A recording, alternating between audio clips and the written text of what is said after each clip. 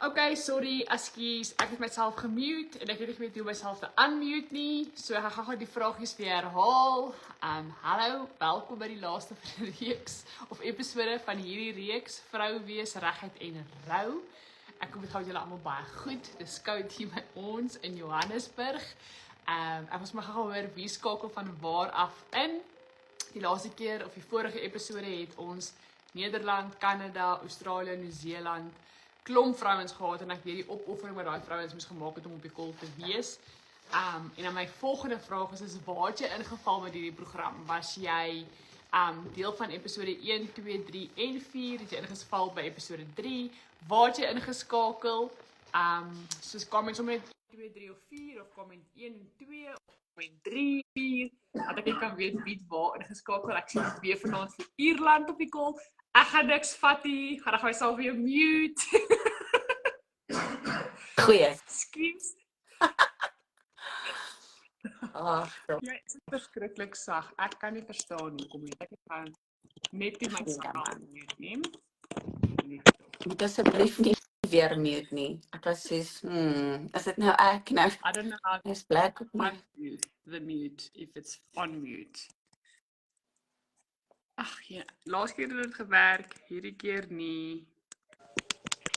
As hy, Kom ons vra of die ander my kan hoor. as jy loud, you're loud. Jy. Ek weet nie wat my voetjie, hy wil net gou maar albei maande wees, maar you're loud. Hallo, jy lyk mooi. Dankie jy hoor. Ek love jy toppie. Dankie, die treie. Beautiful. Is dit koud in Dallas? Ja. Ha, is dit koud. Kyk, hierdie plek het koud gemaak. Nee, ek dink dit is koud reg oral oor die land. Jo. Ander tipe koud. Dus, Maar kom ons val weg my sis. Ek weet ons het lekker vrae vir vanaand. Ek het beplan vir 3, maar ek het nou net vir die hand, ek het ons gaan vinnig 'n touch base. Ek gaan dalk net by 2 uitkom. Het ons vir Willemien op die call. Luister sy saam. Ek wil net weet is sy ergens in die Nee. comments of Nee, is sy sy- by ek dink- sy is die ander ene. ja, sy doen die kursus, ja. Okay, Ja. wel, enige iemand wat vir ons vanaand wil wat is die regte titel? Bybel of vinnige vingers. Dis vinnige vingers. As iemand vir ons vinnige vingers wil wees vanaand wat die skrifgedeeltes wat ek en Leanti gaan share, net vir ons in die comments kan intik dat ons kan byhou met die comments. Ek weet ons baie keer deurlopend comments wat was daai skrif, wat was daai skrif. Soos iemand net vir ons dit vir ons kan doen, sal dit vir my 'n groot voorreg wees. Of 'n groot las van my skouers af. So ironies, ek gaan daaroor praat vanaand. Maar ek sal dit baie waardeer. My sussie, wil jy gaan net wegspring met gebed? Asseblief. And then we can go. Okay. Vader, dankie vir die voorreg om weer vanaand saam met 'n klomp sissies sommer net by u voete te kan kom sit en 'n goddelike gesprek te kan hê. Vader, dis regtig ons harte dat die vrouens verryk hier sal wegstap, Vader, dat hulle 'n deel van die hart sal leer ken wat hulle dalk nog nie geken het nie. Of dat hulle 'n deel weer sal weer herontdek, Vader, om weer net 'n stukkie van u te sien of te hoor wat hulle dalk van vergeet het. Vader, ek bid dat u die woorde in my en Geraldine se mond sal sit. Vader, dat ons nie uit ons eie uit sal praat nie, dat u Gees ons regtig sal lei. Vader, is ons hartsgebed om vrouens vry te sien, om vrouens te sien dat hulle nie meer net sal survive nie, Vader, maar dat hulle 'n lewe en dit in oorvloed sal leef. Vader, dankie vir die voorreg dat u hierdie platform gebruik tot eer en verheerliking van u naam. Ons sit met 'n verwagting in ons harte om te sien wat u vanaand gaan kom doen. Ons is lief vir u, Vader, en ons eer u. Al die lof kom u toe. In die kosbare naam van Jesus bid ek dit. Amen en amen. Amen. Dankie my sussie. Dankie sussie. My man sê dankie sussie. Amen. Okay, Right. so ek moet nog hier met my notas aangaan. Okay, goed. Ek het my goedjies af. Okay, got it. You're ready. Let us kick off. Your first question. Okay, ek weet nou daai is laaste. So ek moet nie die mekaar raak nie. Okay. So,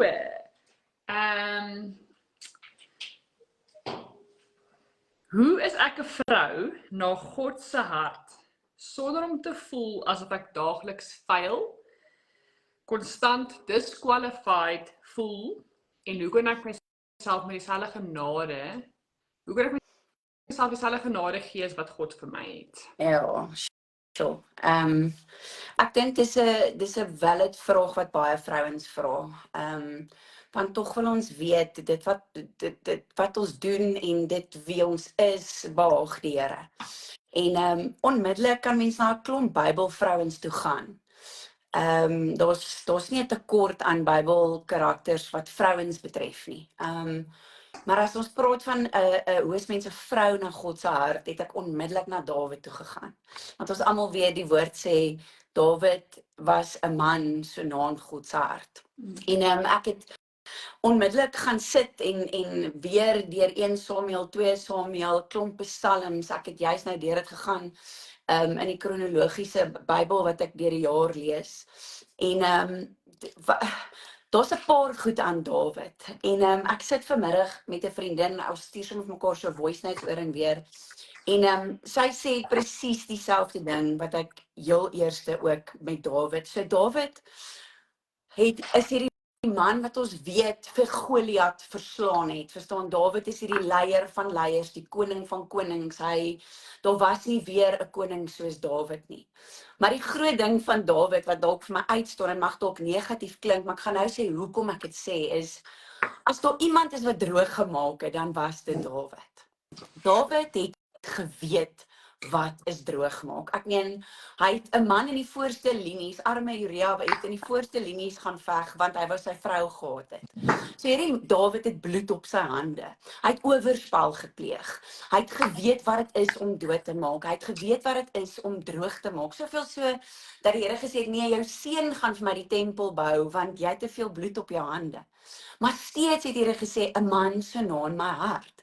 En ek lag eintlik so vir my vriendin vanmiddag want sy sê as Dawid in die hedendaagse lewe moes geleef het, is sy seker hy was bipolêr, sou hulle hom gediagnoseer het, want Dawid het verskriklike groot hoogtes gehad, maar hy het verskriklike diep laagtes beleef. Ja. Dit was soos sy highs was verskriklik hoog, maar sy lows was very, very low. So low. En as jy eintlik in Psalms gaan lees, Psalm 22, hoor gou hoe crazy is dit.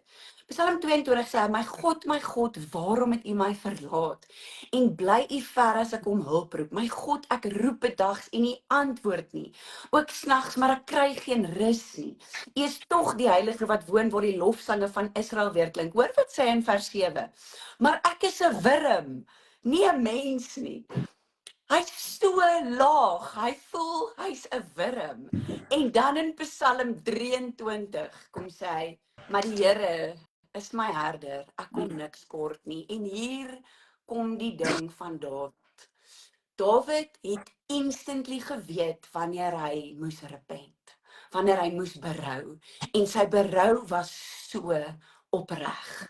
Daar was nie 'n oomblik wat Dawid so na homself gekyk het, dat hy in dit vasgevang geraak het en daar kamp opgeslaan het nie. Ja, hy het laagtepunte gehad. Maar die oomblik wat hy daar uitgekom het, het hy gesê, but still you are God, and still I will repent. En hy het 'n opregte hart gehad, wat die Here pursue het met alles in hom. En daarom was Dawid, as dit rondom Dawid gaan, is dit vir my 'n hartspostuur, iets 'n heart's posture, want Dawid het roekeloos na die Here gesoek. Hy het roekeloos na die Here se wil gesoek. En as Dawid die Here hoor praat het, was hy gehoorsaam. Then he moved. So Dawid se fokus was nooit op homself nie. Dawid het geweet, hier sê in Psalm, ek is 'n wurm. Maar dan in Psalm 23 sê hy, maar steeds kom ek niks kort nie, want die Here is my herder. En hy lei my na waters waar daar rus is, waar daar vrede is. Hy gee my nuwe krag. En ek dink, dis hoekom die Here so lief was vir Dawid. Want Dawid was nie oblivious oor sy foute nie. Dawid was nie oblivious oor sy flaws nie. Hy het geweet wie hy is. But he knew, more than that, he knew who his God was. Hy het geweet wie sy God was. En dit is vir my so besonder van Dawid. Dawid het nie, ek dink dit is Demi, ek weet nie om daai van uit te spreek nie, Tebow, ek weet nie wat nie. Sy was een of ander Miss South Africa en toe Miss Universe geword. Ja. Sy het gepraat altyd oor not a self-confidence, but a God-confidence. Ja. En ek dink, daar's iets in dit wat die Here so behaag, om te weet dat, hierdie is my kind weet dat, hulle het foute, hulle is menslik, hulle is sondig, hulle gaan foute maak, but she knows who her God is. En dit maak 'n baie groot verskil. So daar's 'n plek vir 'n laagtepunt, daar's plek vir ons gebrokenheid, daar's plek vir ons seer, ek wil amper so ver gaan om te sê, daar's plek vir ons droog maak. Maar daai onmiddellike metanoia, daai swaai, daai 180 grade draai om te sê, Here, ek het droog gemaak. Here, ek kan nie bekostig om nie hierdie reg te maak voor U, sodat ek kan draai nie. Ek meen, daar kom die profeet en hy sê, nadat hy saam met Batseba geslaap het en hulle verwek saam 'n kind, en die profeet kom en hy sê, hierdie kind gaan doodgaan. En Dawid trek sy rouklere aan en hy gooi as oor sy kop en hy rou en hy sê, ek het regtig berou oor hierdie. En dalk sal die Here my genadig wees. En toe hulle vir hom kom sê, maar jou kind is oorlede. Toe staan hy op, dis eintlik so 'n antie soos ons dit sou gedoen het. So, en hy staan op en hy sê, maar dit is wat God besluit het. Ek het berou gewys, maar nou weet ek steeds wie my God is en ek moet aangaan. Ek het 'n fout gemaak, but God is still God, and let's move on. So, daar's iets van Dawid om te weet, hy's nie perfek nie, maar sy perfektheid lê in sy God. En ek dink dis iets wat in ons harte moet gaan lê, om te weet, die Here deursoek ons harte. Dit gaan nie oor hoe baie ons vir hom doen nie. Dit gaan nie oor die ma badge wat ons dra, die vrou badge, die wat ook al se badge wat jy wil dra. Dit gaan nie oor dit nie. Dit gaan oor 'n opregte hart teenoor die Vader, om te weet, ek het foute. Ek gaan foute maak, ek gaan droog maak. Maar om onmiddellik terug te draai na 'n God toe, wat ons weet, wat vir ons genadig het. Gee dit vir ons die absolute vrye teels om te sê, ek kan nou maar maak soos ek wil, want die Here gaan mos nou genadig wees, en nee, glad nie. Glad nie. Maar daar is iets in 'n opregte hart voor die Here om te sê, Here, nie ek nie, maar U. Ek weet wie ek in U is, en dit kom weer terug na identiteit toe. Ek dink, as ons mooi daaroor dink, Dawid, in die Ou Testament het die Here baie deur profete gepraat, maar Dawid het geweet, hy kan self met God praat. Ons moet mooi verstaan watter tipe verhouding Dawid gehad het. Ons het die voorhangsels geskeur, ons het direkte toegang. In daai tyd was dit nog nie so nie. So die feit dat Dawid so 'n intieme verhouding met die Vader gehad het, is vir my eintlik so insane, want hoe het hy die Here so pursue, dat die Here gesê het, hierdie seun soek so erg na my, dat ek self met hom gaan praat. So daar's 'n intimiteit wat Dawid gesnap het van die Vader se hart, wat my so passievol maak, wat my sê, Here, dankie tog, U kyk nie na dit wat in die verlede is nie, U kyk nie na my droogmaak nie, maar U kyk na my hart, en mag ek dan 'n vrou so na aan God se hart wees. Nie omdat ek so perfek is nie, maar omdat my God so perfek is, en omdat ek weet wie ek in hom is. So ja, ek dink dis dit. Sissie, wil jy iets add? Dit is so mooi gesê, want ek blaai dit so hierso in my,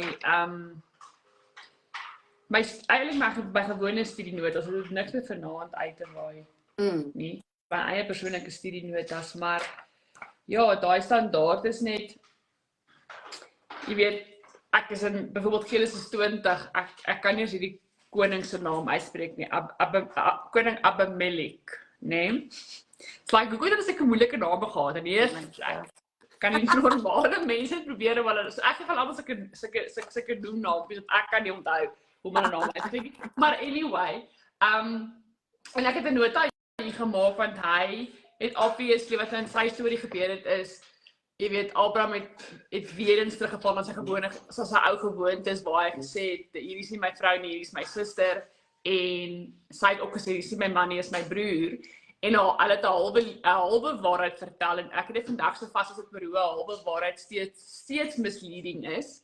Ja, Diana, obviously die koning het haar ingevat en ek gaan lees die storie, ek weet nie te veel oor uitbrei nie, maar in elk geval het die Here in 'n droom met die koning gepraat en Heilige Gees het my net daar kom stil maak deur my te sê dat your calling isn't cancelled by one mistake or your calling isn't cancelled by your past.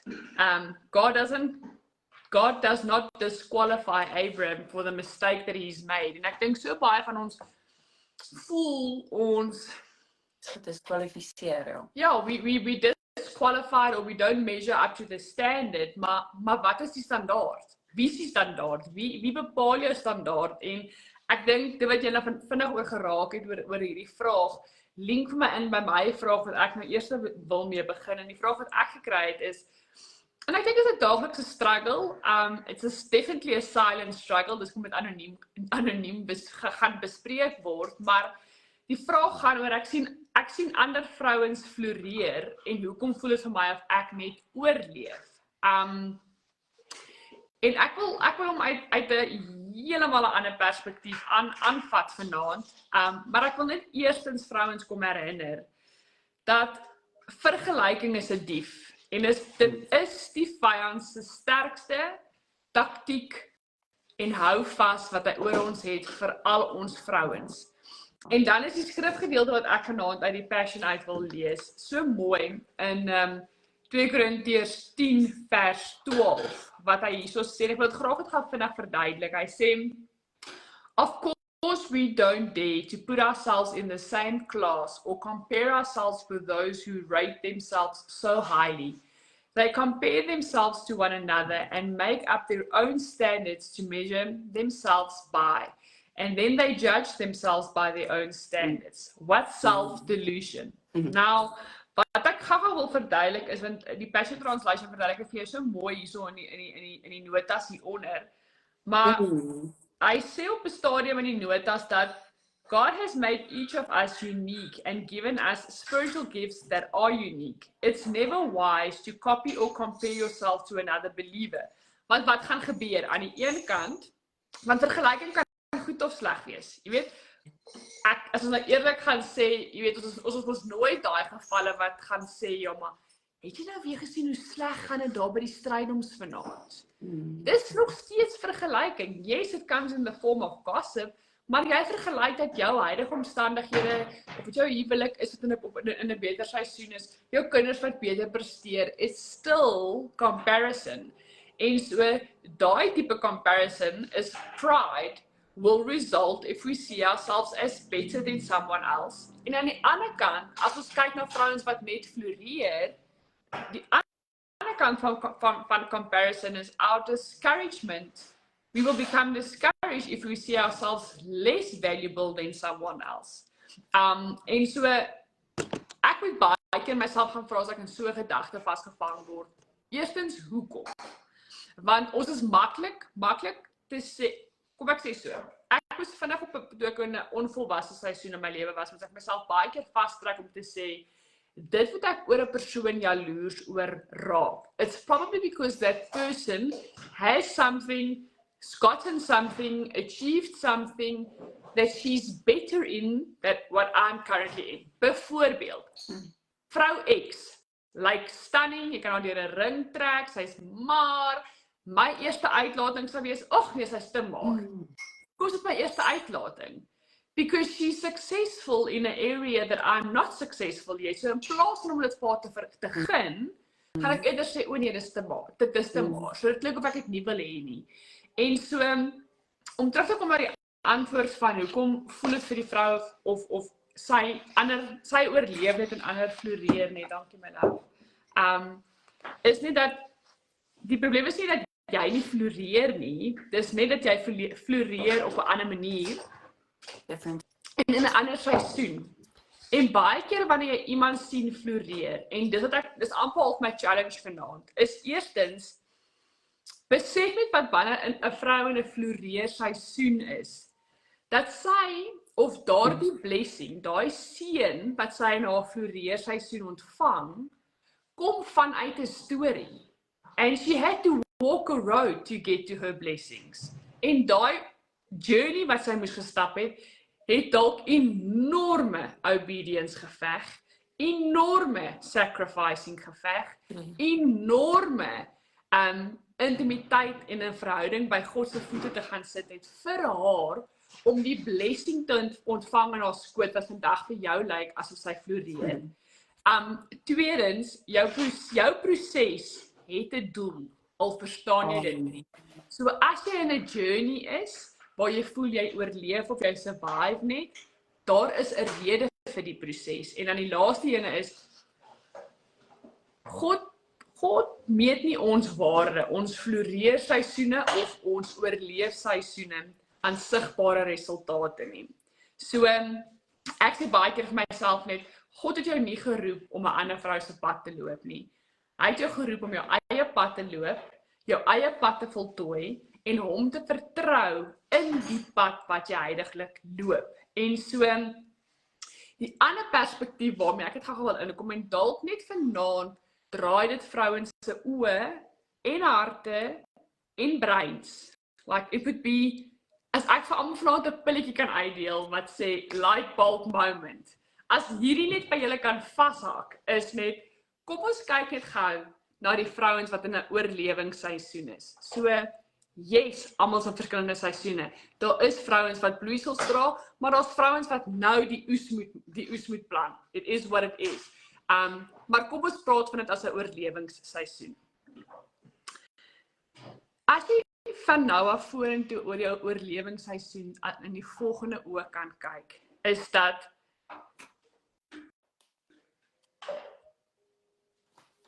wanneer jy oorleef, is jy eintlik op die beste plek geestelik wat jy kan wees. Want dis waar jy gaan agterkom dat less of me and more of God. Whatever daardie ding is wat jou push om in oorlewing te wees, in survival mode te wees, kan of die ding is dat jy nader gaan trek aan God, of die ding wat jou gaan verder wegstoot van God af. So, oorlewing is geestelike oorwinning op sy hoogste vlak. Floreer begin nie by resultate nie, dit begin by oorgawe. So wanneer jy aan oorleef dink aan die volgende. Dis juis in oorlewing wat ek en jy leer om te volhard.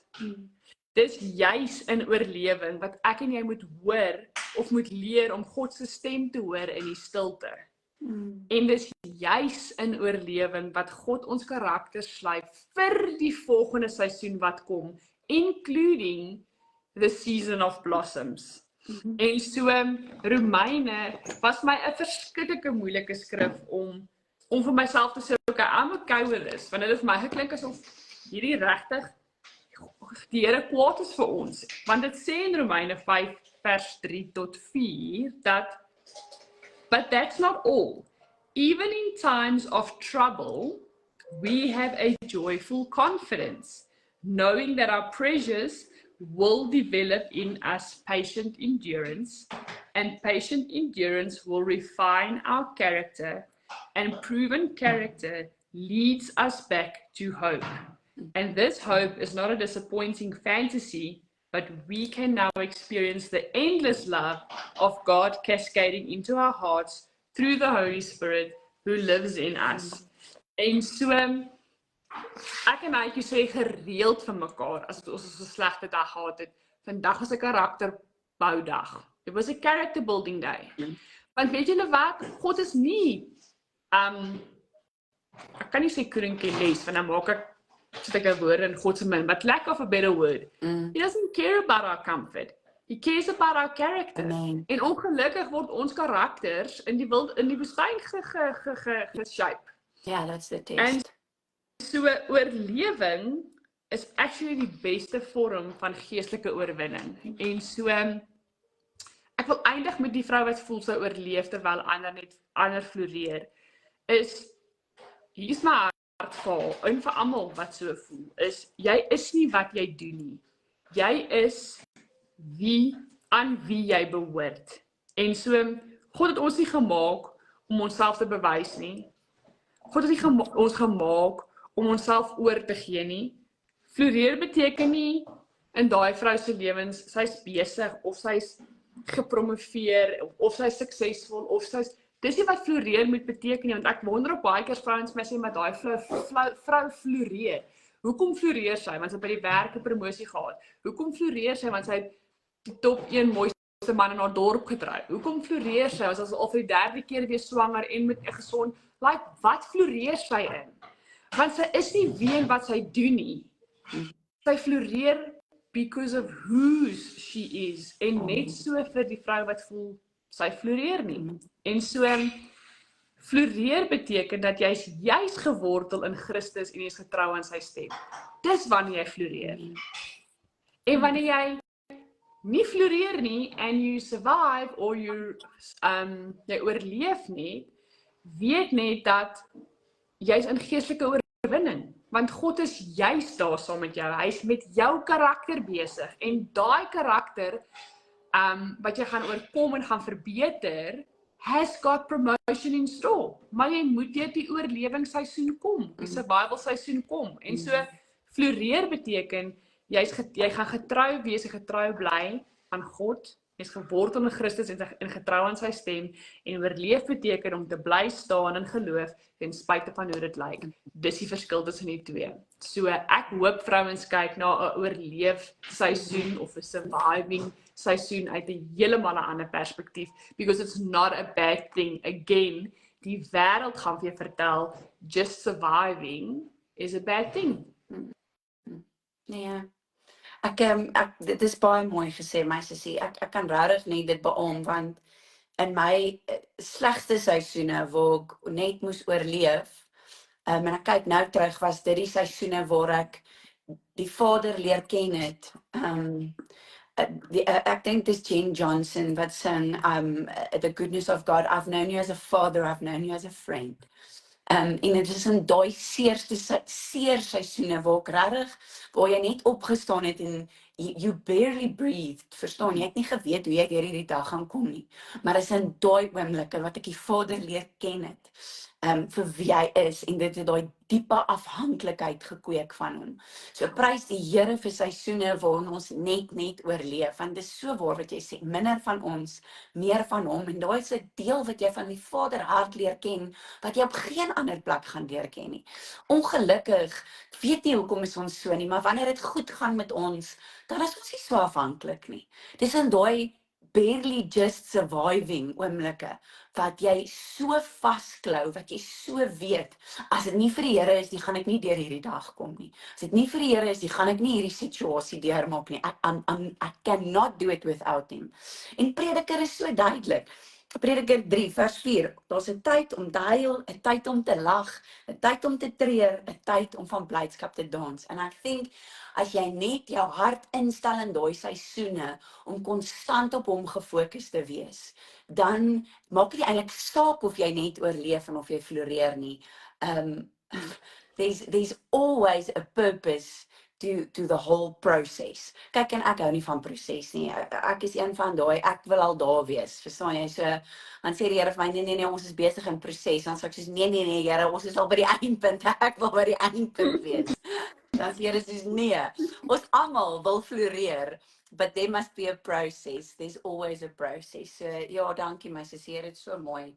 Ek dink wat dit ook so moeilik maak is, ons omstandighede het so die dinamika van ons wêreld het so verander dat niemand stel meer belang in delayed gratification nie. Alles moet instant wees. En as die Here ons dit moet gee op 'n instant manner, gaan ek en jy onsself reunieer. Ons gaan dit wat ons gekry het weggooi en nie reg stoot nie. En so, ja, dis taaf as iemand, ons het 'n mentor in die besigheid wat sê, I wish upon you a lot of adversity. Sien ek om dit te hoor nie.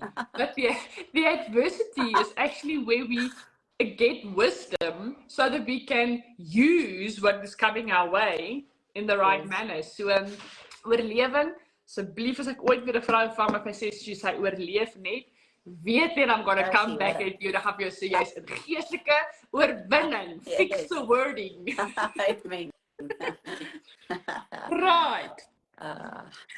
Next one. Hoe beweeg 'n mens weg van die, ek dink dit link in by my vraag, maar you can add. Hoe beweeg 'n mens weg van die hoë standaarde wat ons as mammas en vrouens op onsself plaas. Ja, so jy het daai gesê, ek het dit eendag op die Vinkie vroue groep gedeel. Wat ek vriendin ook vir my gevra het, who told you? Want in Genesis 3 vers 11 dan vra die Vader vir Eva en sê, wie het vir jou gesê dat jy sonder klere is? Who told you? Ja. So dit link vir my 100% saam. Wie het gesê wat is ons standaard of hierdie is die standaard en as jy dit nie handhaaf nie, I'm sorry, then you fail. En ek moet sê, kyk, so lief soos wat ek vir sosiale media is vir hierdie tipe gesprekke wat ons kan hê, en vir sissies wat kan reg op van waar ook al kyk, so is sosiale media ook maar, jy weet, dit sal altyd maar die pendulum sal van die een ekstreem na die ander ekstreem en om daai balans, maar sosiale media en vergelyking, presies wat jy nou met jou vorige vraag gesê het, ek dink dit is een van die grootste goed, een van die grootste,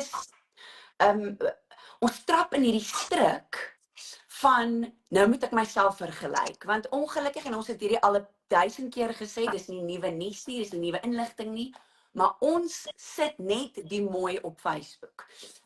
Ongelukkig sit ons al hierdie perfekte, hierdie angle waar ek so mooi smile en waar my dubbelkin nie wys nie en waar my kinders almal smile, verstaan. Voor die foto het ons mekaar vermoor, verstaan. Dit is soos nekgryp vibes en dit is gaas man. Die hele dis 'n sirkus. Almal gil op almal, maar as ons op hierdie foto staan dan smile ons. En ons as mammas val in hierdie struik en ons kyk na die foto's en ons dink, "Yes, maar hierdie man is romanties. Kyk hoe draai hy vir haar blomme aan. Kyk hoe staan hy en hou haar vas, verstaan. Hierdie man is net." En ons dink, kyk net na hierdie ma. Sy het hierdie lyfie, haar kinders het hierdie kosblikke. Kyk, as ma's kosblikke begin post, nee, dan voel ek soos die slegste ma in die hele wêreld. Want my kind vreet 2-minute noodles en vanaand het hy rys geëet. No jokes. Hy het rys, droë rys. So, die korrels geëet, okay?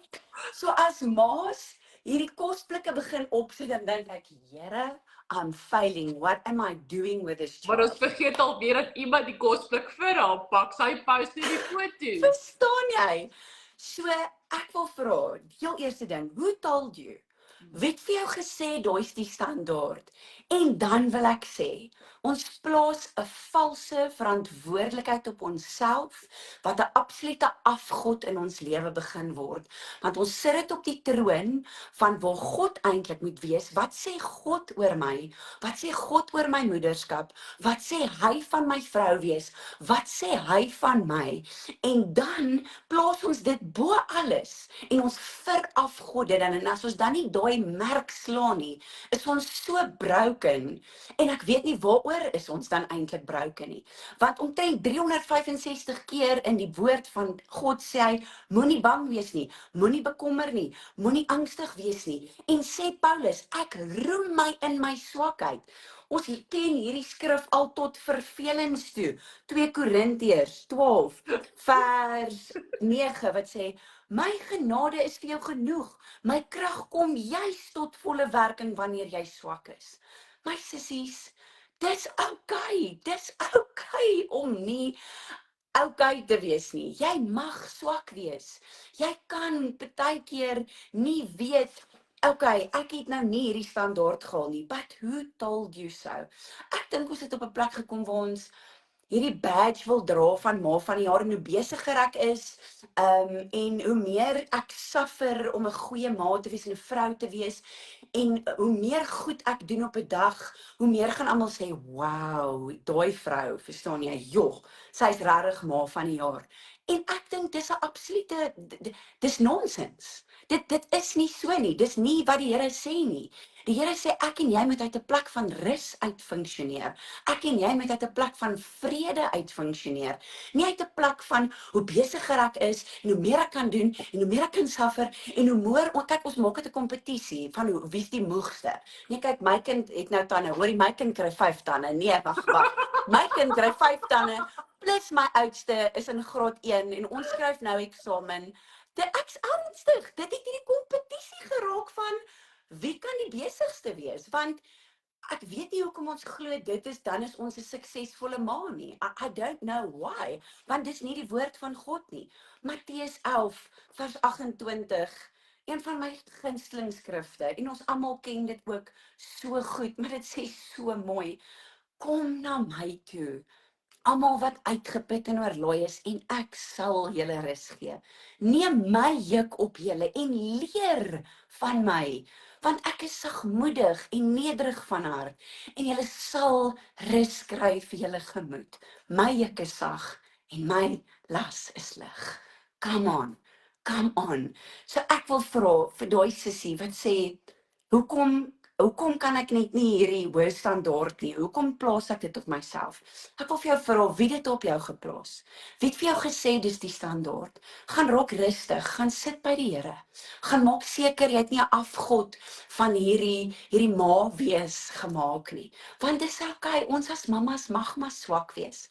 Ek dink Maria kon nie ouer as jy mooi gaan kyk 13, 14 gewees het nie. En ek dink om van 'n 13, 14-jarige jong vrou te verwag om perfek te wees, is die Here dit nie verwag nie. Hy het net haar ja verwag. Hy het net haar hier is ek, Here, gebruik my. Mag dit met my wees volgens u wil. En ek dink ons mamas moet op daai plek om te sê, Here, ek chak al die standaarde. Maar hier is ek. Ek as mamma is bruikbaar om hierdie kinders te shape, soos u my gaan lei, soos die Heilige Gees vir my gaan wys. En gebruik my, Here. Ek gaan nie perfek wees nie, maar ek hoef nie, want u is perfek. So ja, that's my 5 cents on that. Ons moet ophou om hierdie badges te dra van ek is die besigste, ek is die moegste, ek is die, come on. Gaan slaap, sister, gaan slaap. Ons gaan om die balkies te versamel nie, gaan hulle nou versamel, man. Ons weet nie waar hulle almal moet dra nie, maar ons versamel ver. Nee, ons doen en dis nonsens. Ons moet ophou. Ons moet regtig ophou met dit. Dit is 'n klomp nonsens. So ek wil net gou weer net vir julle herinner dat ek en Liane het regtig nie saam gesit en voorberei nie. Nee. Glad. Nee, dit is so cool die Here dit so. Maar dit is amazing hoe hierdie jou antwoord weer by my antwoord gaan invleg. En so my volgende vraag, en ek wil net vanaand, voor ek die vraag net noem, net by dit sê, my man se daal, ek weet nie of hy luister of hy binneland woorde leer nie, een van die twee. Maar ek dink ek praat eerstens met hierdie vraag beide van my en Paatjie, die hardste, voor ek met julle praat. En so, as ek raas, en wat ek nou gaan sê, is omdat ek baie ernstig hieroor is, want ek het laas jaar die gevolge gedra, omdat ek nie hierdie command geander het nie. En so wat die vrou vra is, hoekom voel ek skuldig as ek rus, maar uitgeput as ek nie rus nie. En ek het 5 goedjies wat ek oor hierdie wil noem, en soos ek sê, ek gaan net weer 'n keer sê, vir die Susanne, hoor net, ek praat baie hard met myself as ek hierdie vraag gaan antwoord. Want dit is maklik om vinnig besig te raak, en dan te sê, ek is besig met die dinge van die Here, en die Here van die dinge heeltemal mis te sit. En so, punt nommer 1 is, ek dink ons het 'n skewe verstand, of 'n mispersepsie, van wat gee vir God beteken. Gee vir God beteken nie om jouself uit te put om ander te red nie. Gee vir God beteken nie om alles vir almal te wees die heeltyd nie. Gee in God se terme beteken om getrou te wees aan wat hy vir jou vra. En Liane het bitter mooi nou net Matteus 11 vers 28 gelees. Ek gaan nou gou weer lees, want ek wil iets vir julle verduidelik wat ek nooit verstaan het nie, maar onlangs verstaan het. En dit is, are you weary, carrying a heavy burden? Then come to me. I will refresh your life, for I am your oasis. Simply join your life with mine. Learn my ways, and you'll discover that I am gentle, humble, and easy to please.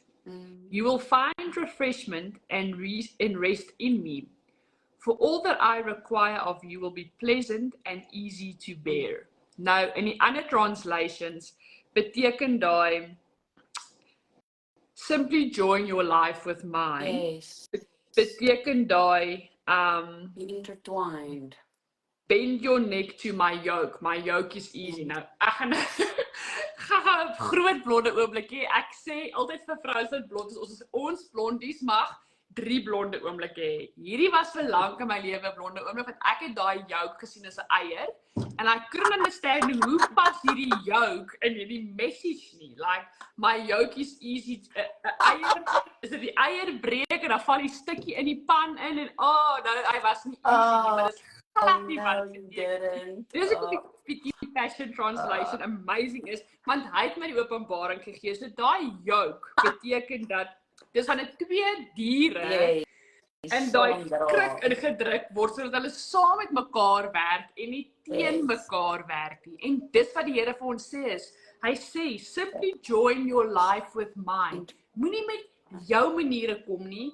Ek kom met my way. Join your life with mine. En dan sê hy, you will learn that I am gentle, humble and easy to please. So ek wil vanaand sê, en hier's die eerste raas, dat as jou las swaar voel, dan is dit dalk nie God se juk wat jy dra nie. Dis dalk jou eie een en ander mense se. So dan het jy 'n wanpersepsie van wat gee beteken. Ons hoef nie, dis nie ons werk nie om almal te red nie. Greta sê dit altyd so mooi. Ons wil altyd 'n handjie in die saak gaan insit, maar baie keer wanneer ek en jy ons hand insteek in iemand se lewe, dan vervang ons God se hand in daardie persoon se lewe, want he's got something to do with that person. En dit help nie ek en jy is konstant die vangnette nie, because we're interfering with the plan of the Lord. Die tweede ding is, en hier is my so 'n mooi gebaar van die Here, en as Jesus dit kan doen, hoekom kan ek en jy dit nie doen nie? Jesus het bo mense rus verkies, selfs toe mense om die nodigste gehad het. In Lukas 5 vers 16 sê hy, maar Jesus het hom dikwels in afgesonderde plekke onttrek om te bid. Hy sê nie daar in die skrif, Jesus het 1 keer in afgesonderde plekke onttrek nie. Hy sê Jesus het dikwels. Nie as hy tyd nodig gehad het nie, hy het tyd gemaak om homself te gaan afsonder en alleen tyd te spandeer. En hy het dit gedoen, hoor gou hierso, hy het dit gedoen toe hy dringend gesoek was deur die volk om mense te genees. As jy Lukas 5 se storie ken, het hy nou net iemand wat van leprosy sere in die stad ingekom het, hy het nou net iemand gesond gemaak, almal het die miracle gesien. So jy kan nou imagine, nou daar's 50,000 ander mense wat nou ook kom met hulle kondisietjie, and they want to be healed right now. En hy het nie. Hy het afgetrek, uitgestap en hy het homself gaan afsonder. Rus is nie selfgesentreerd nie. Rus is geestelike gehoorsaamheid. Amen. En ek moet vir myself sê, jy hoef nie ja te sê vir elke funksie wat geboek word nie. Jy hoef nie. Jy hoef nie ja te sê vir elke vrouekamp nie. Daar's 10,000 goeie sprekers daar buite. Daar's 10,000 mentors waarna ek opkyk en ek kan hulle in daai rigting stuur. It's not my job to be everywhere, because in the process of wanting to be everywhere, is iets anders ten koste. En wie verloor daai tyd? Want ek moet so toe travel, ek moet die dag daar spandeer, party aande moet ek oorslaap. So wie verloor tyd by my? Ten koste van wie? En is dikwels my man en my kind, en dikwels my alleen tyd en my afgesonderde tyd in die woord. En Hytjie is my getuie. Dit is vir my die lekkerste lekker om Bybelstudie te doen van ek met my journey begin het. Ek wil amper vir elke ding sê nee, sodat ek net my tyd kan beskerm en my tyd kan gehoorsaam, but that's also not being responsible with the calling. Maar as jy by 'n plek kan kom dat jy vir jouself kan sê, ek rus, omdat ek nie my eie bron is nie. Ek wil leef vanuit sy krag en nie my krag nie. Dan gaan rus nie vir jou verkeerd voel nie. Ek wil ook net noem dat as jy skuldgevoelens ervaar, dis punt nommer 3 rondom rus. As jy skuldgevoelens ervaar rondom rus, is dit 'n innerlike valse stem wat jy glo, dis nie die Heilige Gees nie. Die Heilige Gees bring oortuiging wat jou gaan lei tot vryheid. Dit beteken as ek vandag sielsmoeg is en ek het 1 tot 2 of 1 tot 3 gaan slaap, gaan ek met geen skuldgevoel wakker word nie, want ek weet hoe ek my koppie gaan volmaak het, sodat ek die beste weergawe vanmiddag vir my kan wees as ek al by die skool gaan optel. Ek voel nie een dag skuldig as ek 'n middagslaapie gevat het, of 'n oggendslaapie for that matter nie. Ek het in die vroeër soos al by in die middel van die jaar, ergens in die eerste 5 maande het ek heavy met my gesondheid gestudeer, ek het 'n oormate ekstreem moegheid gehad en ek kon nie oor dit kom nie en jaarbone en Vitamine D en. Ek het elke dag geslaap. Ek het elke dag 'n oggendslaapie geslaap want dit was 'n seisoen waar ek gehoor het jy moet meer rus. En so die vyand gaan vir jou skuld bring wat dan gaan lei tot uitputting en selfverwyd. So ek wil vir jou vra dat wanneer jy rus en jy voel skuldig, vra net vir jouself in daai oomblik, is hierdie God se stem wat ek hoor? Of is dit die stem van 'n vrou wat sê ek moet altyd gee? Just turn your thoughts to who's speaking with you. Is dit 'n stem van genade wat met jou praat? Of is dit die stem van perfeksie wat vir jou sê, as ek nou gaan slaap of as ek nou gaan rus, dan gaan een van my taakies vandag nie afgehandel kan word en ek gaan daai deadline mis. That's perfectionism. It can stop for a while. Punt nommer 4, om grense te hê, is nie onliefdevol nie. Dis 'n goddelike wysheid wat jy kan toepas in jou lewe. Ek en jy het een groot ding om te doen en staan in Spreuke 4 vers 23. Bewaak jou hart bo alles wat bewaar moet word, want daaruit is die oorsprong van die lewe. So, dis nie jou taak om almal gelukkig te hou nie. Dit is jou taak om jou hart gesond te hou. Want dit is daaruit wat lewe, wat jy kan leef, wat jy kan gee, wat jy kan lief hê, wat jy kan hoor. Dis daaruit, uit daai plek wat jy al die titels van goeie vrou, goeie mamma, goeie besigheidsvrou, goeie wat ook al jy is, gaan wees. Maar jy gaan dit nie wees as jou hart ly in die proses, omdat jy heeltyd van jouself gee nie. Jesus het ook grense gehad, dit pas by Lukas 15. Hy het nie elke siek mens genees nie. Hy het nie elke skare gaan antwoord nie. En hy het nee gesê vir dinge wat nie sy Vader se tyd was nie. En ek en jy moet leer dat as Jesus kan nee sê, kan ek en jy net soveel nee sê. So, my laaste een, ek en jy hier byvoeg, sussie, met in terme van hoe voel ek skuldig as ek rus. Kom ek sê gou vir julle so, real journey. My man het laas jaar aan uitbranding gelei.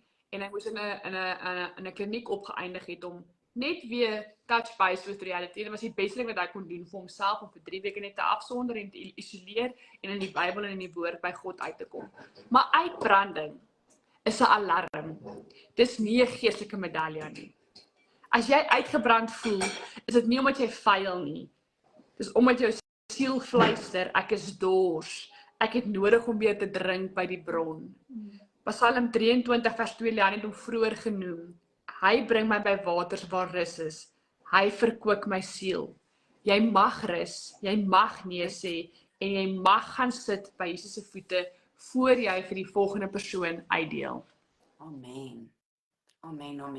Ek het ons het nie met mekaar gepraat nie.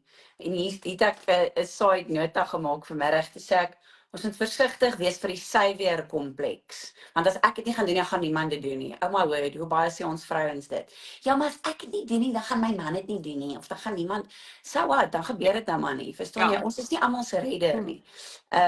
So ja, dis net vir my so cool hoe die Here vanaand uit een mond uitpraat. Of natuurlik die ander favorite ene. Ek gaan dit doen want ek het dit die beste doen. Ja, nee, daar's 'n verskil tussen perfectionisme en excellence. En ek dink dit moes ek ook in my lewe geleer het om alles hoef nie perfek te wees nie.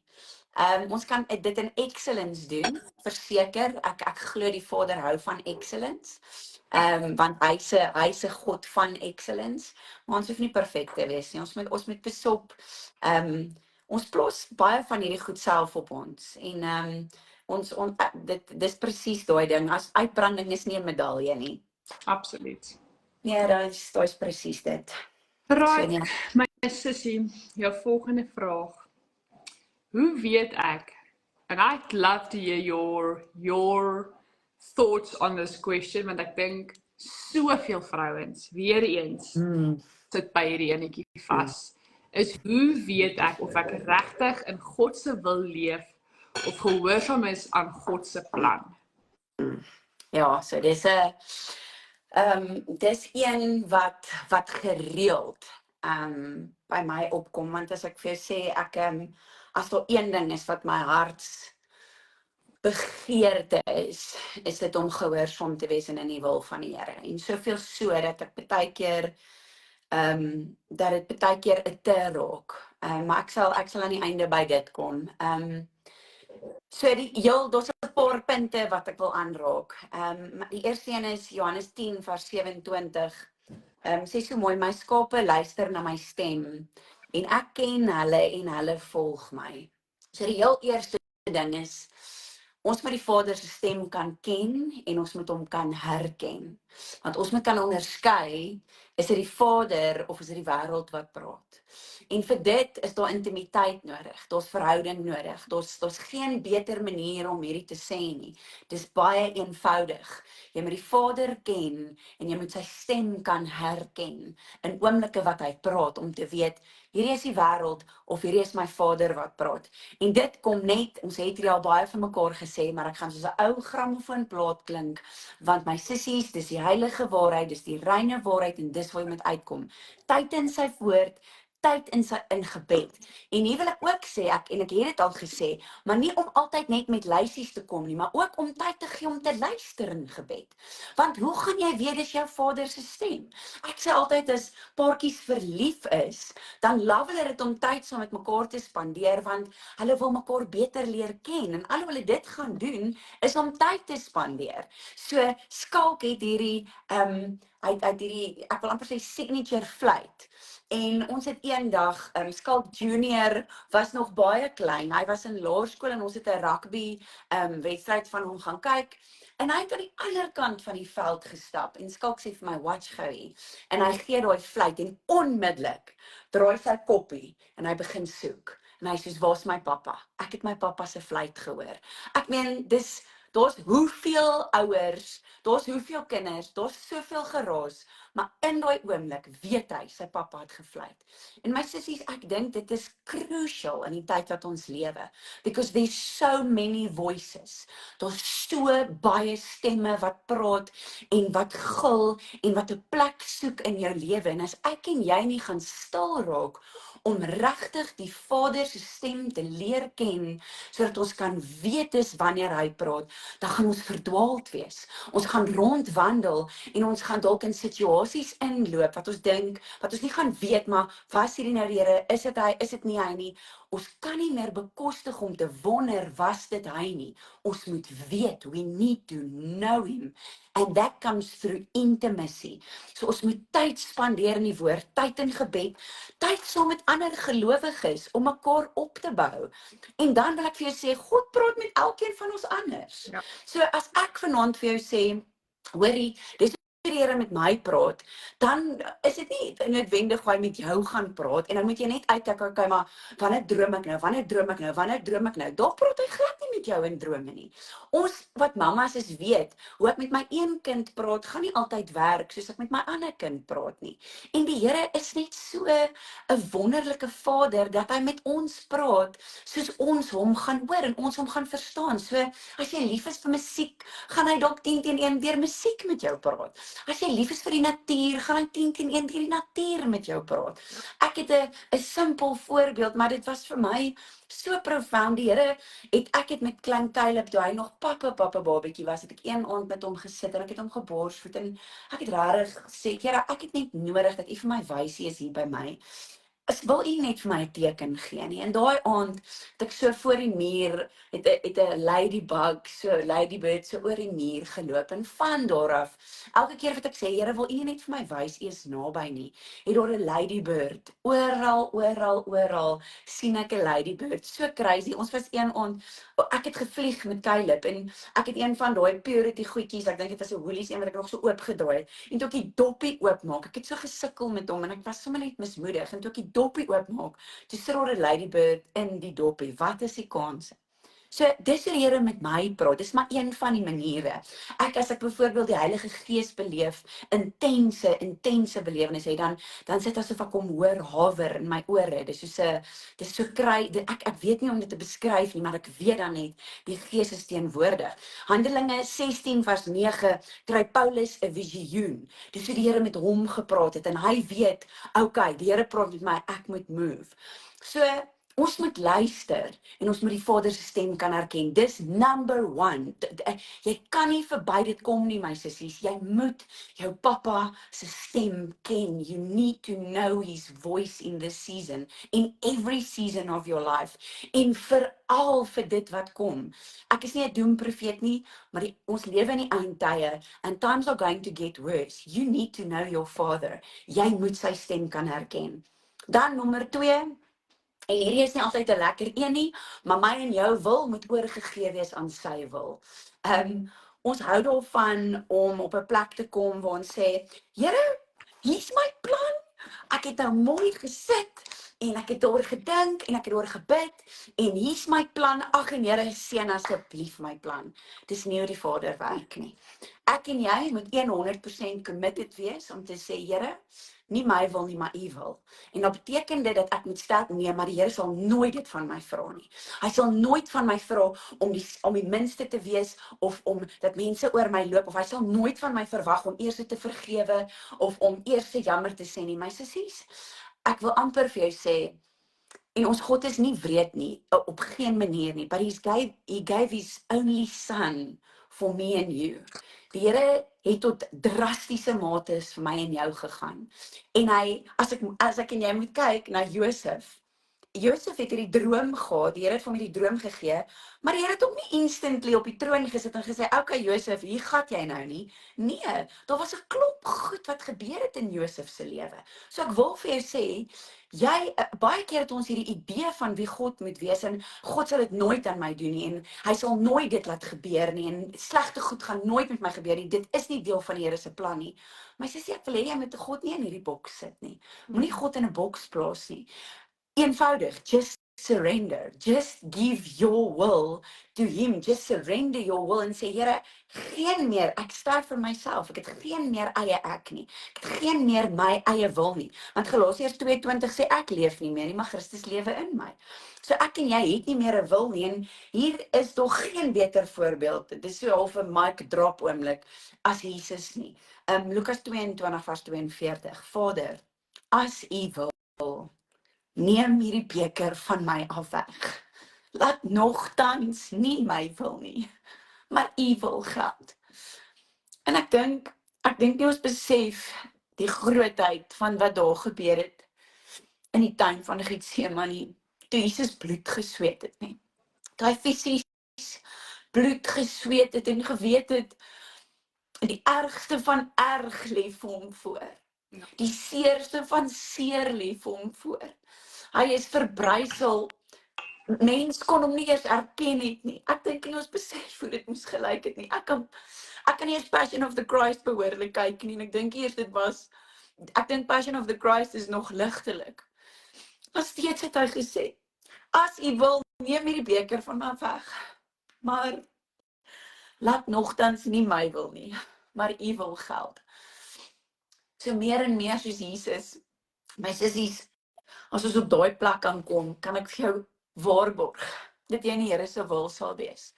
Nie ons wil nie, maar sy wil. Dan punt nommer 3, is eenvoudig, gehoorsaam dit wat jy reeds weet God se wil is. Wat is God se wil? Sy woord. Is baie eenvoudig. Ek dink, baie keer wil ons dit so ingewikkeld maak. Deur te sê, Jessie, maar ek weet nou nie, verstaan, ek weet nou nie of hierdie nou skinder is of nie. Nee, Susan, jy weet presies dis skinder of nie, want die woord is baie duidelik daaroor. Verstaan, soos moenie rondloop en gaan stories vertel nie. Jy weet, dis eenvoudig, eer jou vader en jou moeder. Daar's soveel opdragte in die woord van God, maar ons kies om verby dit te lees. Ons kies om sekere stukke uit te haal en te sê, nee, maar hierdie pas my nou, of hierdie pas my nou, of dit is so eenvoudig. Die woord het so baie riglyne en raad wat ons moet volg. Ek wil amper sê, 99% is reeds in sy woord. Ek en jy moet net dit gehoorsaam. Ons moet dit net lees en ons moet dit toepas. Ons moet dit prakties toepas. Ek weet nie, sien julle my nog, sussie, want jy is bietjie gehak aan my kant. So ek is nog net seker maak of ek nog. Okay, dan gaan ek net aan. 'n eenvoudige voorbeeld, 1 Tessalonisense 4 vers 3 wat sê, dis God se wil dat julle aan hom toegewy moet lewe. Weerhou julle van seksuele sondes. Baie eenvoudig, dis 'n direkte opdrag van die Here af. Ja. Dis sy wil. So ons wil alles over spiritualize, verstaan? En ek moet eers 3 tekens kry en ek moet eers gaan soek net deur die woord, gaan lees die woord van God. En baie ek sê, soos ek nou gesê het, 99% van die keer gaan jy die antwoord in sy woord kry. Gaan jy hom nie met 'n hoorbare stem uit die hemel uit hoef te hoor nie. It's already here. It's perfect. It's his perfect will is his word. En dan so ek sê ja, begin om basiese opdragte uit te voer. Begin om heiligmaking na te streef. Dis alles opdragte van die Here. So baie eenvoudig, stick to the basics. Back to the basics. As jy ooit wonder wat is die Here se wil en jy mis dit dalk heeltemal of jy hoor hom nie of hy praat nie met jou soos jy graag wil of dink of jy voel daar's 'n stilte, go back to basics. Stick to his word. That's it. Baie eenvoudig. Nommer 4, soek goddelike inspraak. Dis maar die lekkerste lekker om 'n handjievol hartsissies te hê, waarvan Geraldine obviously een is, wat in my lewe inspreek en in wie se lewe ek kan inspreek en goddelike raad kan kry en om te sê, my sussie, ek dink jy mis hierdie. Of wat van hierdie? Of het jy dalk al daarna gekyk of het jy dalk al daaraan gedink om teregwysing te vat van hierdie raadgewers? Spreuke 11 vers 14 is so duidelik. Sonder goeie leiding stort 'n volk in duie. Dit is veilig om baie raadgewers te hê. Hier wil ek vir jou sê, kry vir jou 'n geestelike mentor. Kry vir jou iemand wat saam met jou bid. Kry vir jou iemand wat nie jou ore noodwendig gaan streel nie. Want ek glo dit is ook een van die grootste goed wat my grief in hierdie tyd wat ons leef is, ons kry baie mense wat baie geestelike mentors is en positiewe praatjies gee en motiveerders is, maar hulle streel die oor. Hulle sê nie noodwendig dit wat in die woord van God staan nie. En daar wil ek vir jou sê, kry vir jou daai doodeerlike vriendin wat jy eintlik nie wil vra wat jou opinie nie, maar sy gaan vir jou dalk nie sê wat jy wil hoor nie, maar sy gaan dalk sê wat nodig is. Kry sissies wat jy weet naby aan die Here leef, wat saam met die Here wandel, wat bereid is om vir jou eerlik te sê, jy's van die pad af. Kom weer terug. En dan nommer 5, neem notisie hoe God jou aan mekaar geweef het. Ek wil vir jou sê, jy het sekere eienskappe ontvang wat God spesifiek vir jou gegee het en wat hy in jou lewe gaan ontgin om te pas by die roeping wat hy oor jou lewe het. Die wil wat hy vir jou lewe het. 1 Petrus 4 vers 10 in die boodskap sê so mooi, God het aan elkeen van julle uitsonderlike talente gegee. Moenie dink dit is julle wat so goed is nie. Nee, dit is God wat eintlik so goed vir julle is. Daarom moet julle talente gebruik om ander te help. So ek wil vir jou sê, jou gawes sal altyd deel vorm van God se plan, wil vir jou lewe. Jou gawes sal vir jou plek maak in God se roeping, in dit wat hy oor jou droom. So gaan kyk hoe die Here jou saamgeweef. Party die Here is saamgeweef met vreeslike, hulle kan detail raak sien. Ander die Here het die gawe gegee om net eenvoudige ding saam te vat en hulle is net natuurlike leiers. Ander het die Here weer gesê, hulle gaan in die agtergrond, stilweg, maar sterk gaan hulle weer hierdie vervul. So gaan kyk nou hoe die Here jou aan mekaar geweef het. Baie keer hardloop dit hand aan hand met sy wil vir jou lewe, dit wat hy oor jou droom. En dan die laaste ene is natuurlik 'n groot een vir my ook waarby ek lewe is open toe deure. Ek sê altyd ek lewe by die groenlig beginsel. Ek is 'n goer, ek hardloop teen die spoed van lig, skalk noem my mos die go. Dis al wat ek wil doen, selfs as ons by 'n robot stil staan en dit gaan groen, dan sê ek vir hom go, verstaan. As hy net daai sekonde te lank wag, dan het ek al vir hom gesê hy kon al weggetrek het. So dis ook deure waarby ek leef. Handelinge 16 vers 7 is 'n voorbeeld hiervan. Dit sê toe hulle naby Missie kom, het hulle Betinia toe probeer gaan, maar die gees van Jesus het hulle nie toegelaat nie. Die Gees van Jesus, my sissies, is werkend in ons lewe. He's more real than this breath I'm breathing. En so ek wil vir jou sê, wanneer ons totale oorgawe aan die Here leef, wanneer ons wil oorgegee is aan hom, when we live a surrendered life, dan kan ek en jy by 'n groen beginsel, groen lig beginsel leef om te sê, Here, ek beweeg totdat U 'n deur toemaak en totdat ek nie vrede het nie. Ek dink 'n groot ding is die Here gee vir ons vrede. Sy vrede wat alle verstand te bowe gaan. So baie keer het jy dalk nie 'n direkte antwoord gekry nie. Jy het dalk nie 'n skrif gekry nie. Jy het dalk nie 'n teken gekry nie. Jy het dalk wat ook al nie gekry nie, maar daai vrede wat jy het om dit te beweeg, gaan met dit, want as die Gees in jou, jy sal 'n onrus beleef. Jy sal weet wanneer jy onrustig voel oor iets of wanneer iets nie lekker sit nie. Gee agting aan dit. Ek het ook gesê, elke oop deur of toedeur is nie altyd God nie. Ons kan onderskei deur die vrede van die Here. So, baie keer is 'n oop deur nie van die Here af nie, maar dan sal jy 'n onvrede oor dit hê. Dan sal jy weet, hierdie is nie van die Here af nie. Jeremia 29 vers 13 sê so mooi, as julle heel hartig na my soek, sal julle my vind. Ek dink dis so 'n bemoediging in hierdie hele kwessie van wat is die Here se wil? Wanneer weet ek as ek gehoorsaam?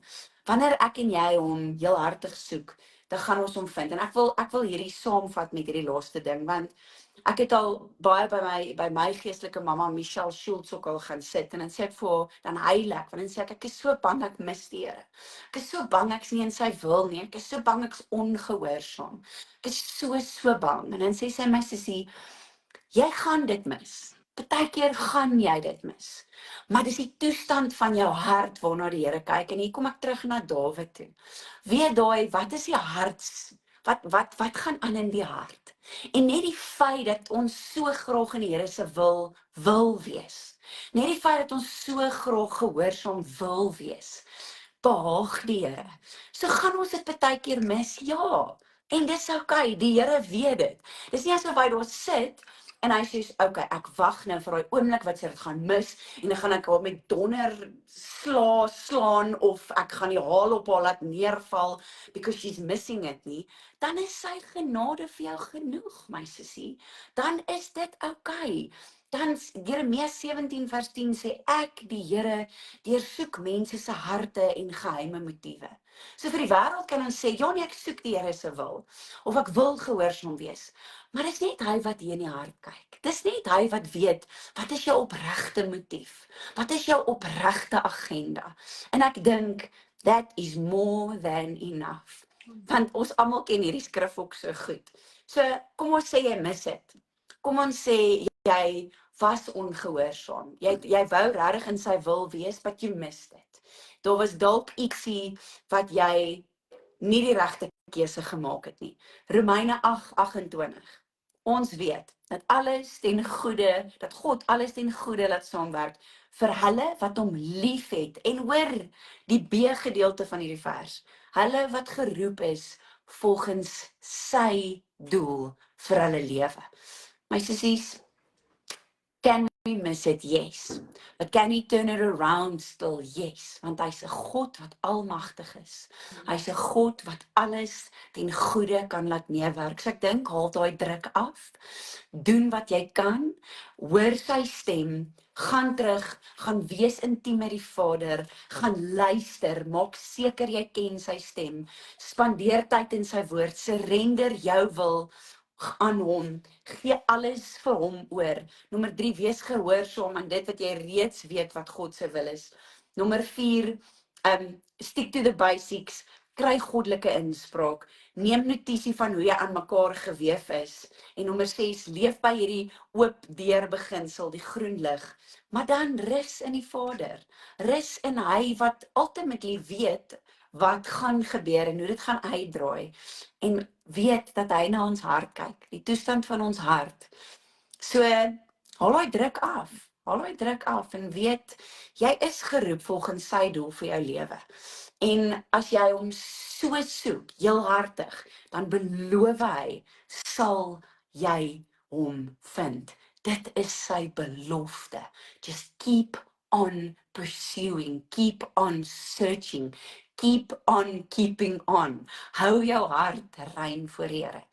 Ek dink dis lank geantwoord, maar ek voel regtig die Here het iets mooi deur dit vanaand kom doen. Ek hoop regtig dat die Here iets mooi in die harte deponeer het. Ek dink absoluut jy het. Ek het net een ding wat ek gou by net sê wat net toe jy dit noem, te besef ja, maar ek het 'n counter question, maar met baie vrouens altyd seker jy het gesê, maar dit is baie eenvoudig. As jy nie weet wat is God se wil nie, gaan lees sy woord en dan onmiddellik hoor ek daai stemmetjies wat sê ja, maar ek sukkel om die woord te verstaan. Die woord maak nie vir my sin nie. En dit het my teruggevat na my Genesis 3 studie wat ek gedoen het en ek het so gegiggel want ek kan nie sê hoeveel keer dat ek nou al arme ou Eva uitgetrap en vergewe en weer uitgetrap nie, maar die Here hou verby by Eva se storie en van my notas wil ek net gou deel. Maar as almal ken al die Eva storie, die Here het vir haar gesê, kyk, so wat ek al gesê. Die Here het sy instruksie, sy wil baie duidelik gemaak. Hy het die volgende vir hulle twee gesê.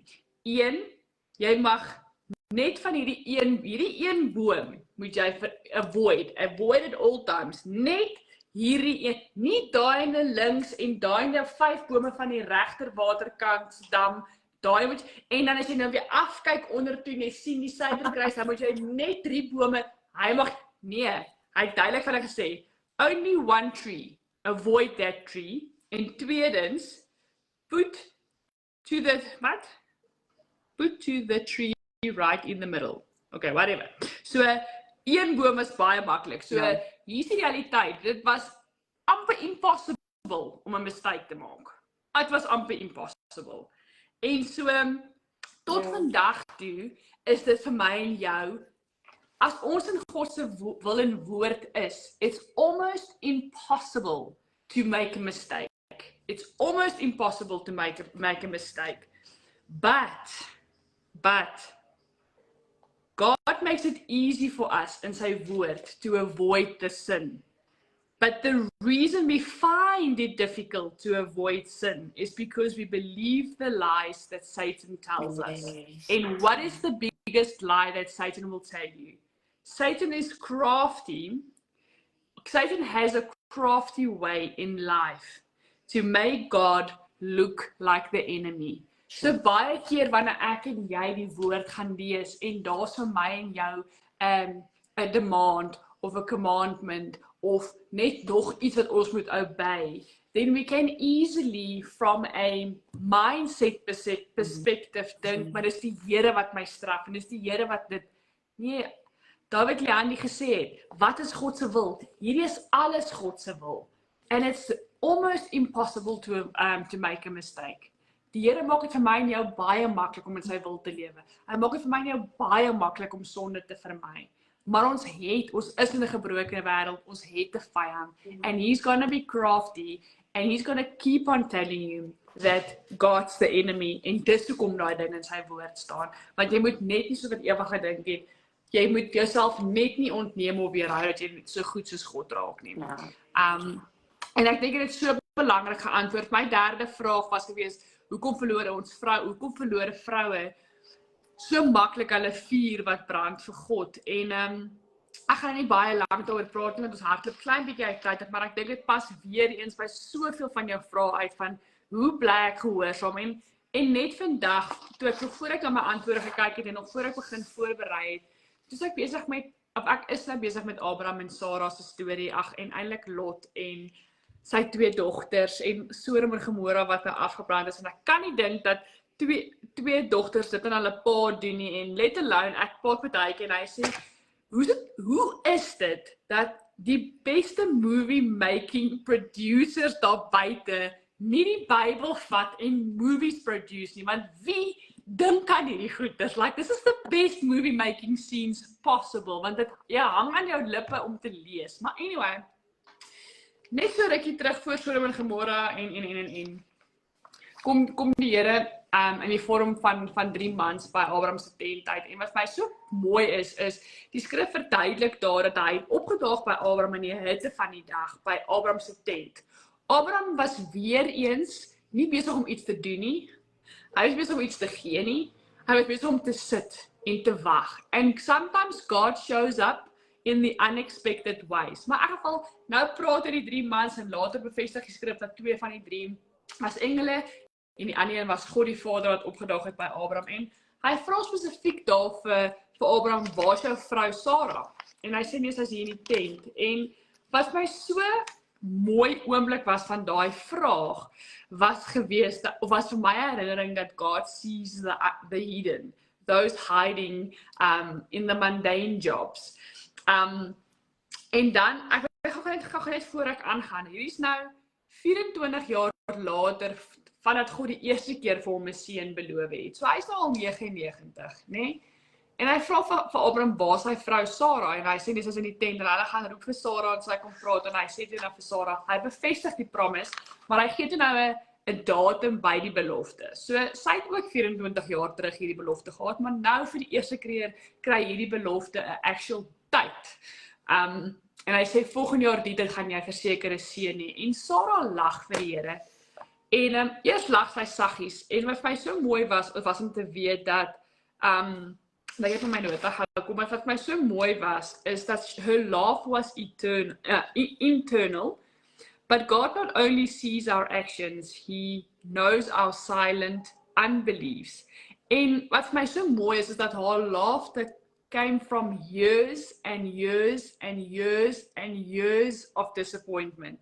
Jy weet, partykeer van ons sit miskien ook in 2 of 3 of 4 of 5 of 6, 10 jaar daar wat ons al wag vir wat ook al se belofte dit is, en dan, waar's God? Hoekom gebeur dit vir so en so en so? Weer eens die vergelyking, weer eens die doubt wat die vyand kom plant by ons, en dan, hoor hoe mooi antwoord vers 13 en vers 14, hier is nou in Genesis 18, dan sê dit daar, God's response to Sarah was not to rebuke her. God does not punish Sarah because she's laughing, but He gently confronts her belief system. Is anything too hard for the Lord? In daai Hebrew se too hard beteken eintlik, is anything too wonderful? Is anything extraordinary? Is anything too miraculous for the Lord? En dan, hier's die ding, when God makes a promise, He binds it to His nature and not to our capacity. Amen. En hoekom praat ek hieroor, want ek kom by, hoekom verloor vrouens hulle vuur wat brand vir God? En ek dink die grootste rede, want ek het 5 redes hier, maar die grootste rede wat ek vanaand wil uitnoem, is teleurstelling en onvervulde gebede. Spreuke 13 vers 12 sê vir ons, dat vertraagde hoop maak die hart siek. En wat ek Bybel sê net is dat, hier is dit soos 'n laaste light bulb moment. The enemy of faith is not rebellion. The enemy of faith is weariness. En so, baie van ons wag vir genesing, baie van ons bid vir bevryding, baie van ons bid vir kinders, baie van ons bid vir ons kinders, baie bid vir deurbrake, en soms van 'n God stil raak, dan raak ons hart versigtig rondom die Here. Jy begin God te vertrou, maar met voorwaardes, want jy voel dat God het met jou voorwaardes, jy voel dat God sê vir jou, ja, hierdie is vir jou, maar hier's my voorwaarde. En weet julle wat, sê hy hierdie reg om 'n voorwaarde te hê, want hy weet wanneer ek en jy gereed vir daardie belofte of vir daardie deurbraak. En weet jy wat, sal ek en jy okay wees as ons nooit op hierdie tyd daai vervulling van daai belofte kry nie? Wat as die vervulling van daai belofte eers in ons eindtyd is? Ek praat vandag of eergister met 'n vroukie het my e-pos en vra oor hoe help sy kankerpasiënte wat dink dat God straf hulle? Eerstens, kanker is nie van die Here af nie. Hy straf nie die liggaam met kanker nie. Just firstly hear that. Ons is in 'n gebroke wêreld. This was not God's original plan for us, maar hy's in daai tydperk. En wat ek wou gevra het net is dat, is daai kankerpasiënt se mindset en sy hart op so 'n plek, dat selfs al is genesing nie in hierdie tyd vir hom beskore nie, maar in sy eindtydperk, would he say, I love God and He's a good and faithful God. En ek wil regtig net vir julle sê, gaan waak jouself oor teen teleurstellings en onvervulde gebede. Ons mag vir die Here sê ons is teleurgesteld. Ons mag vir die Here sê hoe ons harte voel. Ons mag voor hom kom huil. Ons mag voor hom kom bloei. Maar moenie dat jou teleurstelling jou vuur kom dof maak nie. Want dit gebeur stadig en dan as jy weer sien, is jou vuurtjie dood. God gaan nie op elke klik of 'n vinger vir jou provide waarvoor jy vra nie. Want dan speel jy met 'n ATM kaart of 'n lotto ticket kaart. Hy hoef nie elke keer wanneer jy by die ATM staan en jou pinkode insit, jou geldjies trek verwag dat God vir jou gaan gee wat jy vra nie. Dis nie hoe hy werk nie. En punt nommer 2 is hy hoef nie op elke liewe standaard van ons lewe vir ons te gee nie. Ek moes my corporate werk bedank het en ek het nie geweet waar kry ek die volgende maand my salaris nie. Maar wat ek geweet het is ek gaan genoeg hê. Hoe ook al genoeg in God se standaard vir my lewe lyk. En baie keer moet ons 'n dip in self-esteem vat. Dalk moet ek nie ons lewensstandaard 'n klein bietjie afbring, but he will provide more than enough to what he thinks is our time and where we are right now. En so ek voel net vanaand as jy teleurgesteld is en there's a unfulfilled promise of daar is 'n kwaad of 'n wraak teen die Here want iets is nie vir jou uitgedeel nie. Wil ek regtig hê met jou hart gaan ondersoek en gaan vra vir jouself. Jy moet self op daai plek uitkom en vir jouself sê, maar weet jy wat? Even if I don't get the gift, I'm still pursuing the gift giver. Even if I don't get the promise in this time, I'm still in love with the promise giver. Ons het nou 'n vriendin wat ons mee gewerk het wat so bid vir uitkomste in 'n pos wat sy soek. En ons het vir haar gesê, kan ons vir jou ons eerlike opinie gee? Het jy jou rhino skin aan op die oomblik? Dis sê ons vir, dit klink vir ons op hierdie stadium of jy meer geïnteresseerd is in die pos en wat die pos vir jou in jou lewe gaan doen, as wat jy is in die persoon wat die pos vir jou beskikbaar gestel het of die pos vir jou oopgemaak het. En dit was 'n rude awakening vir ons. Sy moes gaan repent het. En baie kere raak ons verlief op die beloftes wat God voor ons spreek en ons mag. Maar besef net dat baie van daai beloftes is nie vir hierdie tydperk nie. Ons lewens is so kort hierso. So kort hierso. But what is waiting for you and me is much more than what we can imagine or think of in ons beste prentjie teken of nou ChatGPT from die prentjie te teken, he'll still fail what's waiting for us. En so bly naby die vuur. 2 Timoteus verduidelik dit baie mooi oor hoe die vuur is klaar in jou. Die vuur is nie weg nie. Maar hy skryf vir sy neefie Timoteus wat obviously nou ook moeg en oorlaai is en hy weet hy gaan nog 'n execution wag nou vir sy neefie Timoteus en hy sê net daar sodat daai vuur het God reeds in jou geplaas. Dis reeds daar. Jy moet dit net weer aan die brand gaan blaas. En hoe gaan brand jy dit aan die blaas? Kom terug na die woord toe. Dis wat daai skrif beteken. So ek dink vanaand het baie mekaar ingelink. Hoe gaan rus jy? Jy gaan rus deur tyd in die woord, terug by intimiteit te kom. Hoe lyk gehoorsaamheid? Well, be in the word. Get to know the one who's written this. Hoekom voel ek skuldig as ek grense stel? Wel, die Here het grense gestel. En ek hoop dat julle uit hierdie reeks uitgevind het dat al die antwoorde wat ek en jy soek, hier is nie my en Leandie se opinies nie, en as of van julle voel dat van die antwoorde deurgekom as my en Leandie se opinie, well, maybe we're passionate about that specific question, maar spoeg uit wat nie vir jou gewerk het nie, maar gaan kry jou waarheid in die antwoord, want ek beloof jou, oor en oor, al die antwoorde waarvoor jy wag, is in die woord van God. He's waiting, his yoke is easy, and you'll find that it's easy to please him. En basically wat dit vir my beteken is net maak tyd vir hom. So, dit was my 'n groot voorreg om hierdie reeks saam met jou te doen, my sussie. Ek weet ons sê nie tot siens nie. Hoopelik op die horizon van hierdie jaar is daar weer 'n reeks, seisoen 2, 'n ander oomblik wat by jou opspring en jy sê vir my sussie, hoor ek het hierdie idee, kan ons, en ek sê vir jou, ja, ons kan in ons harte. Ek is opgewonde, ek weet jy en Skala is betree 'n nuwe seisoen. Ek bid vir julle.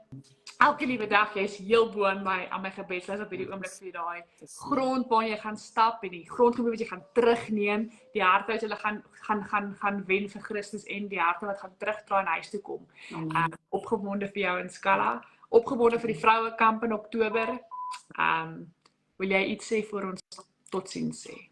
Nee, ag ek dink Dit was 'n verskriklike geseënde reeks. Ek dink regtig die Here se hand het hierop gerus en ek hoop ons sal mooi vrug van dit sien. En ek dink jy het nou die laaste ding. Ek dink 'n groot ding in my lewe was teleurstelling.